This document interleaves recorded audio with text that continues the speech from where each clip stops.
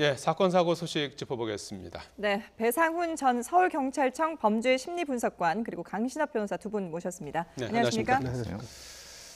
자, 먼저 드루킹 댓글 조작 사건을 수사 중인 허익범 특별검사팀이 수사기한 연장 승인 신청을 하지 않기로 결정했는데요. 자, 먼저 이유는 무엇인지 박상용 특검보의 브리핑 들어보시겠습니다.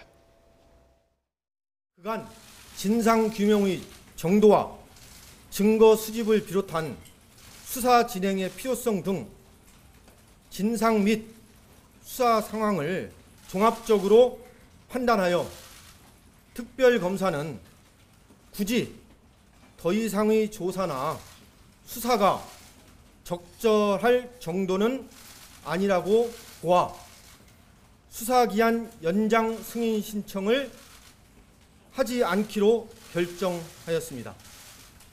둘째, 이에 수사 기한이 8월 25일 종료됨에 따라 수사 대상으로 규정된 사안에 대한 진상 및 수사상 처분된 내용에 대하여는 8월 27일 오후에 밝히도록 할 것입니다.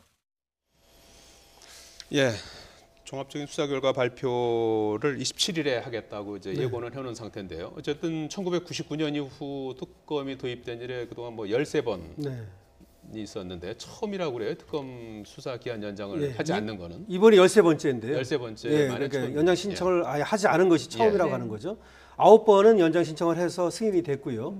3번은 이제 원로비 특검이라든지 그거는 안 됐습니다.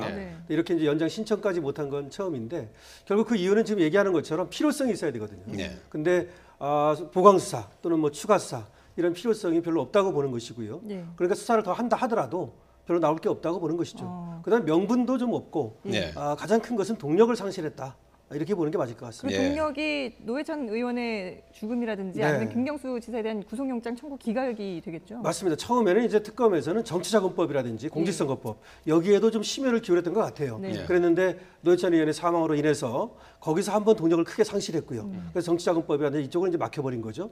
그러다 보면 이제 업무방해죄로만 결국은 이제 구속영장을 김경수 지사에 대해서 청구를 했는데 거기서도 또 영장이 이제 기각됨으로써 동력을 완전히 상실했다고 볼 수 있고요.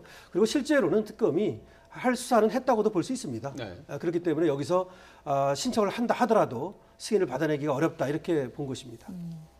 특검팀 입장에서는 이제 초동 수사에서 다양한 물증을 확보하는데 실패한 게 또 원인이다 이런 이유도 되는 것 같아요. 기본적으로 초동 수사를 어떻게 얼개를 짰는가에 대한 문제가 되는 겁니다. 그러니까 얼개를 처음에 어떻게 짜갖고 거기에 맞는 증거를 확보했어야 되는데 얼개를 잘못 짜지 않았을까? 그러니까 초기에 확보해야 될 휴대폰이라든가 아니면 아예 이메일이라든가 하는 부분을 확보를 못한 부분에 대한 실수가 있지 않았을까라고 하는 것이 내부에서 나오는 얘기고요.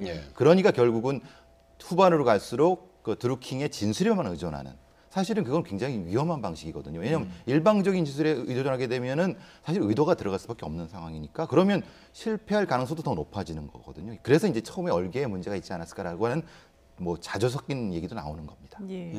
물론 그 27일에 이제 수사 결과 발표를 들어봐야 되겠습니다만은 지금까지의 상황을 본다면 전반적으로 그러면 이번 특검에 대한 그 평가라 그럴까요? 어떻게 예상을 해볼 수 있을까요? 아무래도 특검이 이제 그 목적을 원래 특검이 출발한 그 목적 있지 않습니까? 그거는 이제 결국은 이 드루킹으로 대표되는 이 일당들의 댓글 공작이라고 하는 거 말이죠. 여기에 대한 진상을 규명하는 거 아니었습니까? 그 진상을 규명하기 위해서는 정치권과의 관계, 특히 김경수 지사라든가 관계자들 있지 않습니까? 근데 그것을 밝혀내는 데에는 상당 부분 어쨌든 미흡했다고 봐야 되겠죠. 그래서 빈손 특검이라는 얘기도 나오고 그다음에 정치적으로 흔들렸다는 뭐 이런 얘기도 나오는 것입니다.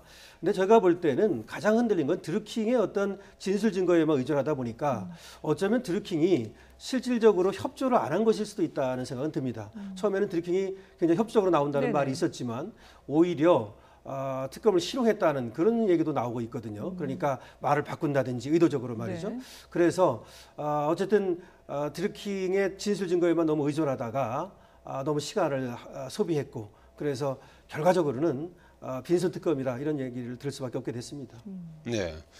그 와중에도 뭐 성과라면 어떤 걸 꼽을 수 있습니까?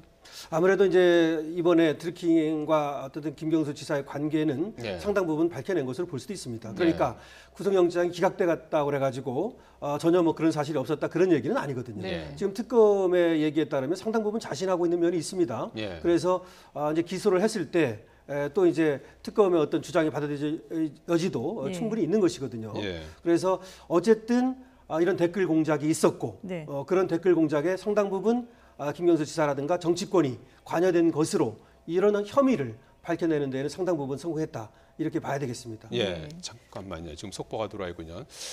예, 서울시 교육청이 오늘이 아니고 내일이군요. 네. 내일 서울은 내일 출근길 6시, 7시쯤에 태풍의 영향권에 본격적으로 들 것으로 이렇게 예상이 되고 있는데요. 조금 전에 태풍 쏠립 관련한 긴급 회의를 했고요. 유치원, 초등학교, 중학교에 대해서 휴업 명령을 내렸군요. 예, 그렇습니다. 고등학교는 휴업을 권고했습니다. 명령이 아니고 권고입니다. 내일 하루에 해당이 되기 때문에요. 예. 내일 수도권에 이 태풍 쏠릭이 상륙할 것으로 보이기 때문에 상당한 피해가 예상되지 않습니까? 그래서 학생들의 휴업 명령을 유치원과 초등학교, 중학교에는 휴업 명령을 내렸고요. 그리고 고등학교에는 휴업을 권고하는 수준의 조치를 취했습니다. 예, 오늘은 지금 전라남도 교육청이 휴업령을 내린 상태인데요. 내일은 본격적인 태풍의 영향권에 드는 서울의 유치원, 초등학교, 중학교에 대해서 휴업령이 내려졌고요. 인천교육청도 초중 고등학교에 대해서 휴업을 권고했습니다. 네. 예.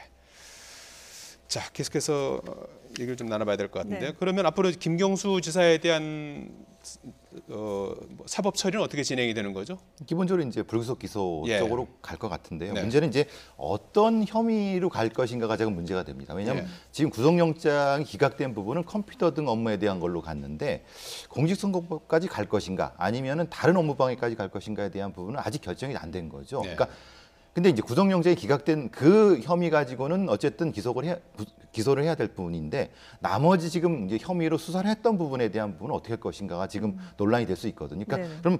그러면 성과가 없었느냐라고 하는 비판도 받을 수 있기 때문에 일괄 기소를 할지 아니면은 사실 그게 증거가 부족하기 때문에 막 해봤자 의미가 없다고 했을 때 그걸 어떻게 할 것인가 아직은 판단이 안 되지만 어쨌든 지금 혐의 가지고는 기소는 하는 거죠. 불구속이지만. 예, 알겠습니다.